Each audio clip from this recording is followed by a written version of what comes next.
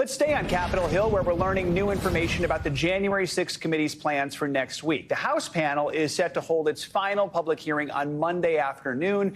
After that, it will release its final report on the attack on the Capitol nearly 2 years after it happened. NBC News correspondent Allie Raffa joins us now with more. Allie, good morning to you. So first of all, walk us through what we should expect to hear from the committee on Monday. Yeah, Joe, good morning. Well, what we see and hear from committee members on Monday is going to be what they've been preparing for since day one of this over year-long investigation. It'll likely be the last time we see this committee assemble in person publicly. The key part of this is going to be the criminal referrals that we expect for possibly people like former President Trump, House GOP members who ignored subpoenas by this committee, people who the committee believes may have lied to their investigators, people who the committee believes may have intimidated their witnesses. Those are all things that are going to be discussed and considered on Monday, according to Chairman Benny Thompson. And the second piece of this is going to be that lengthy report of the committee's findings and recommendations. A committee source told us yesterday that pieces of that report hit the printers yesterday, and we can expect the committee to adopt the report, sort of talk about the argument behind some of the things in the report on Monday. But we will not expect to see the actual physical report, the 8 chapters and appendixes in total, until about Wednesday, Joe. So we know the committee is going to release its final report on the attack on the Capitol next week. Is that going to likely mark the end of the committee's work? Yes and no. Yes, in the sense that we know the committee can only function as a committee until December 31st before Republicans take over the House majority in January.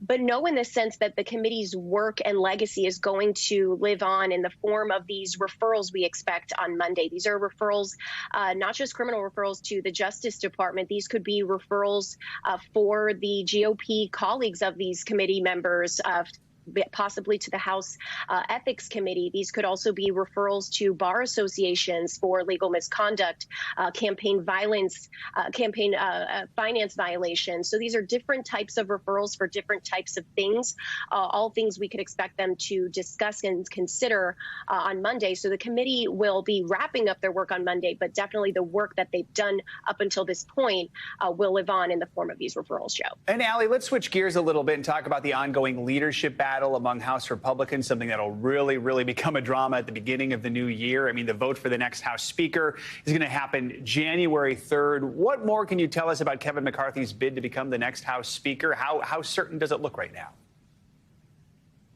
Yeah, so House Republicans are saying both publicly and privately they don't think that Kevin McCarthy may not have that 218 vote threshold on January 3rd when this vote is held. So we're seeing him have these discussions with far-right members of his caucus and members of the Freedom Caucus, trying to talk about concessions in exchange for their support. These are members who are eyeing things like key committee assignments, who want certain members kicked off of committees. That's something that McCarthy has also said he would do. So as he tries to shore up support from these key members, then you're starting to see more moderate Republicans in the caucus sort of say, you know, that's not how we should unite the party. That's not how we should unite House Republicans.